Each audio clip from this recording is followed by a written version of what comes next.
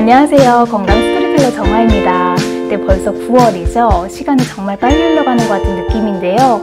여전히 낮에는 아직까지는 그래도 너무 더운 것 같아요. 그래서 그런지 요즘 인터넷을 들여다보면 광고로 여름철 다이어트를 돕는 효소라고 해서 효소 제품이 굉장히 많이 나옵니다. 아마 한 번쯤 인터넷 보시다가 관련 제품들을 보셨을 것 같은데, 그런데 과연 이 효소 제품이 정말 다이어트와 관련되어 효과가 있는 건가 의문이 드셨을 수도 있을 것 같아요.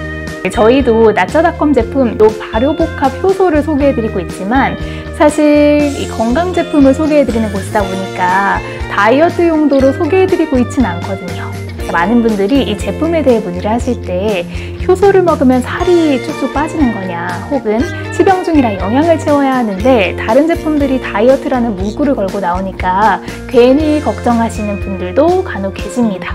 그래서 저는 오늘 인체에 대해서 효소가 실제 어떻게 작용하는지, 효소의 건강상의 기능은 무엇인지, 또 그리고 발효복합 효소 제품에 대해서도 간단히 소개해 드리도록 하겠습니다.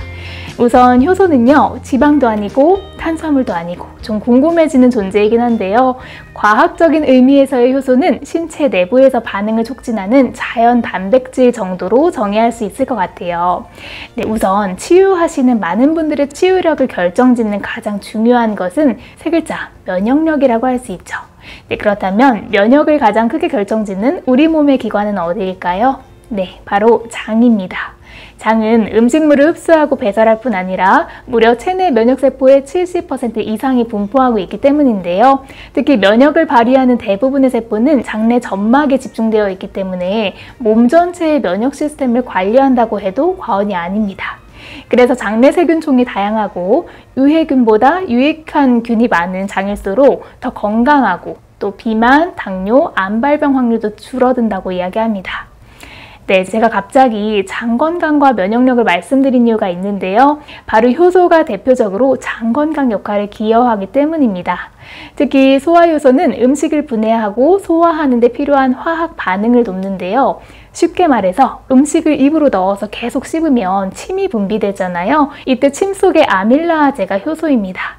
아밀라아제 효소가 나오면서 음식물의 소화를 돕는 거죠. 이렇게 침샘에서 분비되는 아밀라아제가 탄수화물을 분해하고 또 위장관을 따라 지나가면서 프로테아제 효소, 또 더 지나가서 췌장에서 나오는 지방을 분해하는 리파아제가 나오면서 소화가 잘 일어나도록 돕습니다.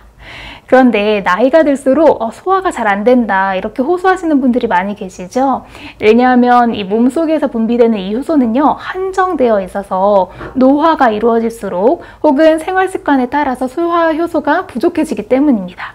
결국 소화효소는 음식물을 잘 소화시켜서 소화불량, 가스, 복통과 같은 불편을 줄여주죠. 이렇게 소화를 잘 시켜주기 때문에 흔히 시중에서 보이는 효소 제품들을 먹으면 살이 빠진다, 이런 식으로 제품을 좀 매력적으로 보이게 홍보하는 게 아닐까 하는 생각이 듭니다. 물론 평소 장내 유익균이 적은 분들이라면 어느 정도 다이어트에 효과가 있다는 말도 어느 정도 일리는 있지만, 실질적인 기능은 다이어트 기능보다도 소화의 기능을 돕는 쪽이 더 적합한 것 같습니다. 또 효소는요, 음식을 작은 조각으로 분해시켜서 우리 몸이 필요로 하는 영양소로 변환을 시켜주는데요. 네, 아무리 영양가 있는 음식을 먹더라도 몸에서 받아들이지 못하면 소용이 없겠죠. 이때 침 속의 타액, 위액에서 분비되는 위액, 그리고 체액, 장애관에 있는 이 효소들에 의해서 몸에 흡수시켜주고 또 우리의 세포와 조직에 사용되기 때문에 에너지를 생산하는 데 돕고요.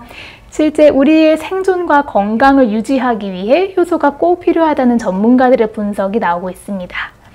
또 우리 환우님들께서 집중하셔야 할 이 효소의 기능은 바로 해독 작용인데요. 우리 몸속 기관 중 해독의 역할을 하는 것이 대표적으로 간이 있죠. 우리 몸에는 3,000여 가지 효소가 있는데 그중 500여 가지가 간세포에 존재합니다. 효소는 간에서 유해물질을 분해하고 중화시키는 데 도움을 주기 때문에 독소나 유해물질로부터 방어를 해주는데요. 그래서 염증성 질환을 가진 분들에게 간 효소의 활동이 염증 관리에 중요할 수 있고, 특히 화학요법을 받는 분들에게는 화학약품을 대사해서 체내에서 제거하는 데에도 도움을 받을 수 있기 때문에 간 기능이 개선되면 면역체계의 균형을 유지하는 데에도 도움이 될 수 있습니다. 그런데 문제는 이 하루 중에 소화 과정에 너무 많이 효소가 쓰이면 나머지 대사하는 과정에서 효소가 부족하게 된다는 건데요. 그래서 체내 효소는 평생 생산되는 양이 정해져 있기 때문에 효소의 고갈을 촉진시키는 음식들은 피해 주시는 게 좋습니다. 네, 그 음식들은 어떤 게 있을까요? 정제된 식품, 동물성 식품들을 과도하게 먹으면 체내 효소가 대부분 소화 효소로 변화합니다. 또 지속적인 과식도 소화 효소로만 사용되기 때문에 문제가 발생하겠죠. 네, 이렇게 되면 독소를 배출하고 지방을 분해하고 또 바이러스와 싸워야 하는 대사 효소가 상대적으로 줄어들고 자연스럽게 면역이 함께 떨어질 수 있습니다. 그렇기 때문에 정크푸드, 또 가공식품, 캔식품, 밀가루의 글루텐, 합성 첨가물 같이 쉽게 끼니를 해결하는 음식들은 살아있는 효소를 찾기 힘들기 때문에 체내 효소의 고갈을 막기 위해서 이런 음식들은 당연히 피해 주시는 게 좋습니다. 네, 반대로 효소가 풍부한 자연식품으로 파파야, 배, 귤, 포도, 또 생야채들이 있으니까 너무 당을 올리지 않는 선에서 자연식품 잘 드셔주시고요. 청국장, 된장과 같은 발효식품들도 평소 식단에 잘 활용하시면 좋습니다. 또 과로와 스트레스, 휴식 부족도 체내 효소를 소모시키기 때문에 건강한 휴식도 꼭 필요합니다. 뿐만 아니라 체온을 지켜주시는 것도 중요하다고 하는데요. 활성산소를 억제하기 위해서 항산화 효소인 카탈라제가 필요한데 이 효소는 체온이 36도에서 37도 요 사이에서 활발해지고 체온이 1도 내려가면 신진대사의 효율이 내려가고 몸속의 효소 기능은 50% 이상이나 저하된다고 합니다. 곧 쌀쌀해지잖아요. 그래서 체온 조절도 잘 챙겨주시는 게 좋겠죠. 그리고 보조식품으로 많은 환우님들이 이 효소 제품을 찾아주시는데 나짜닷컴 발효 복합효소는 꽃송이버섯과 상황버섯의 균사체, 또 황국, 홍국, 청국을 장시간 발효시켜서 만든 효소입니다.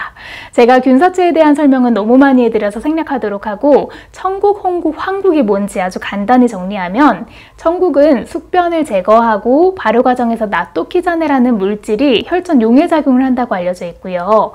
또 황국은 누룩곰팡이의 일종이고요. 효소제가 많이 생성되기 때문에 된장과 간장을 만들 때도 사용합니다. 또 홍국은 혈압, 항균, 항암 등의 탁월한 효과를 나타내서 학계에서 많은 연구가 이루어지고 있는 균류이고 2005년 5월에 식품의약안전청에서도 이 콜레스테롤 개선 가능식품으로 건강기능성 제품 원료로 사용을 허가하기도 했습니다. 네, 이렇게 5가지 건강한 재료가 혼합되어 장시간 발효를 거친 제품이라는 점 말씀드리고요. 그런데 모든 보조식품이 그렇듯이 만능, 마법은 아니기 때문에 이 제품을 먹으면 암이 말끔히 낫는다, 이런 말에 쉽게 현혹되지는 않으셨으면 좋겠고, 이 제품의 경우에는 여태 말씀드린 것처럼 소화가 어렵거나 장 건강의 개선을 원하시거나 또 면역을 키우는 데 보조적으로 도움을 받고 싶은데 매 순간 끼니를 완벽히 챙기기가 조금 어려운 분들에게는 충분히 도움이 될 거라고 생각합니다. 그래서 녹즙이나 샐러드와 함께 드셔도 되시고요. 또 음식을 소화시키는 데 도움을 주기 때문에 식사 후에 미지근한 물에 1숟가락 정도 타서 드셔도 좋습니다. 저희 효소에 대해 궁금한 기타 사항이 있으시다면 홈페이지나 고객센터를 이용해 주시면 감사드립니다. 네, 오늘은 이렇게 오랜만에 효소의 기능에 대해서 알아보았는데요. 지금 당장은 더워도 아침, 저녁에는 약간의 서늘함이 슬슬 느껴지더라고요. 그래서 체온 관리 잘 하셔가지고 건강한 가을 다들 맞이하셨으면 좋겠습니다. 오늘은 이렇게 마무리하도록 하겠습니다. 네, 오늘 하루도 건강하세요. 감사합니다.